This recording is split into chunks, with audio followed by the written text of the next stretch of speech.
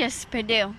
Já muitas vezes no supermercado, quando minha mãe estava fazendo compra, minha mãe falava para pegar alguma coisa. Aí eu ia lá pegar, minha mãe mudava de lugar. Um dia foi mais de 1 hora. O que passava pela sua cabeça? Eu pensava que eu ia ficar igual aquelas mendigas quando a gente passa na Praça da Sé, pedindo dinheiro, essas coisas. Doutor Paulo, as crianças que saem sozinhas, por que desaparecem? Olha, Adriano, elas desaparecem porque muitas vezes elas não conseguem retornar para a sua residência, não se lembram do caminho de volta, às vezes se encontram com pessoas mal intencionadas que as levam e outras vezes pode acontecer da criança ser atropelada, acontecer qualquer coisa e os pais nem ficam sabendo o que aconteceu. Você já se perdeu alguma vez? Já. Como foi? A gente sente uma sensação de ficar solitária, não ter ninguém, um vazio dentro da gente, assim. Você teve medo? Tive. Muito? Explorada. Doutor Paulo, que orientação você dá para as crianças não se perderem? Olha, a primeira orientação que eu dou é que todas as crianças decorem o endereço de suas casas, o nome dos seus pais e, se tiverem telefones, também. Você sabe o endereço da sua casa? Sei. Rua Preto, Faz tempo que você sabe o endereço da sua casa? Faz. Quem te ensinou? Minha mãe. Você aprendeu rápido? Aprendi. E, paralelamente, desde criancinha, logo que nascer, eu já acho importante ter a cédula de identidade. Porque a digital, desde o momento que a pessoa nasce até o momento que ela deixa de existir, ela é permanente e nunca muda. E uma pessoa nunca vai ter uma digital igual a da outra. Então, o que é importante? Através dessa digital, nós vamos poder encontrar você quando desaparecer. Então, tire logo a sua identidade e não perca tempo. Você tem RG? Tenho. Quanto tempo faz que você tirou? Tenho mais ou menos 1 ano e meio.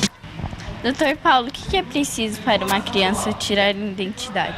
Olha, é necessário que a criança traga 2 fotografias recentes sem data, a certidão de nascimento original e uma cópia dessa certidão de nascimento e uma guia que é vendida em qualquer papelaria e baratinho para ser preenchido.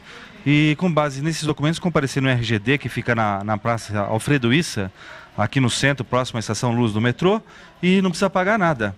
Vai ser atendido e é muito importante que o pai faça isso por seu filho, que é uma prova de amor, hein? O que passava pela sua cabeça quando você se perdeu? É horrível quando a gente perde. Eu pensei que ia ficar sozinho, que nunca vi mais ninguém que eu conhecia. Doutor Paulo, quando uma criança se perder, o que ela tem de fazer? Ela tem que ficar bem calma, não entrar em pânico e procurar a primeira padaria, a primeira farmácia, o primeiro comércio que vê à frente, entrar e chamar o dono e falar: olha, eu me perdi, acione a polícia e avise meus pais que eu estou aqui. Ele vai tomar esse procedimento e nós vamos encontrá-lo e entregá-lo à sua família. Estamos encerrando por hoje, doutor Paulo, e você queria dizer alguma coisa? Gostaria, Mônica, eu gostaria de dizer que um recado para que evitemos os desaparecimentos das crianças é no sentido de que os pais mantenham um diálogo aberto, bem franco e direto com seus filhos e esclareçam os medos. O diálogo aberto é o mais importante de tudo. Isso se consegue através de muito amor.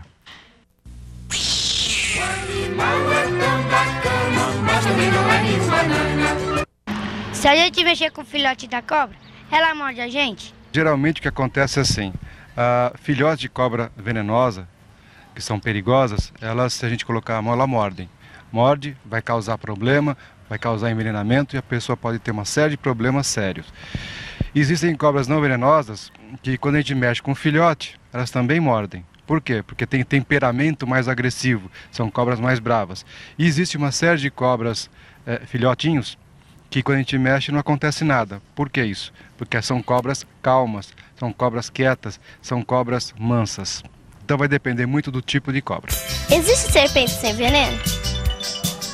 Antes de responder essa pergunta, vou falar para vocês uma outra coisinha. Vocês precisam saber o que é uma cobra peçonhenta e o que é uma cobra venenosa, que é uma diferença.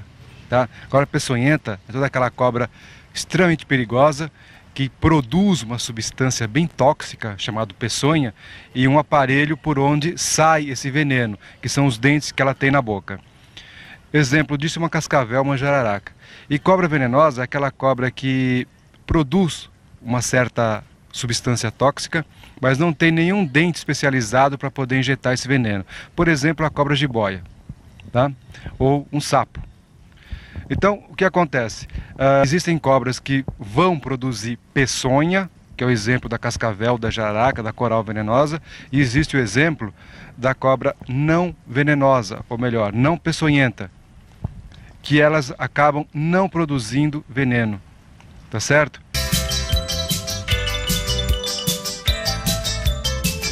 Giuseppe, as cobras sobem em árvores? Sobem, mas para subir em árvore tem que ser arborícola. Por que isso? Vou chegar lá. Por que isso? Porque nós temos, na natureza, nós temos cobras aquáticas, que são aquelas que vêm dentro d'água. Existem cobras terrestres, que ficam na superfície da terra. Existem cobras que são subterrâneas, que gostam de ficar debaixo da terra, debaixo de troncos.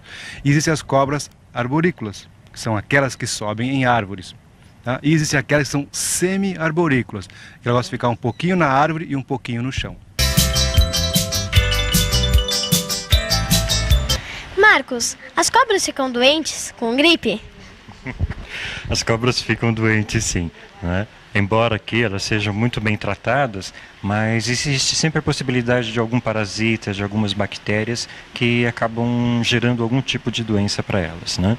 Então, principalmente no biotério nosso, onde a gente cria as serpentes para extração de veneno, para produzir o soro, né? Existe até um quarto, que a gente chama de quarentena, que é onde as serpentes ficam para até conseguirem ficar extremamente saudáveis para depois se extrair o veneno dela para a fabricação de soro. Então elas podem ficar doentes, sim. Gripe, como acontece com a gente, não, né? Ela não vai espirrar, mas ela pode ter complicações no pulmão, sim.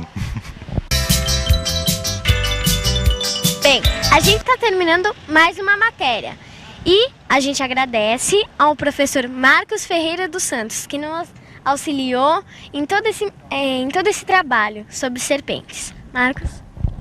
Bom, queria agradecer a alegria, a curiosidade e o empenho de vocês em fazer isso, que é um trabalho fantástico.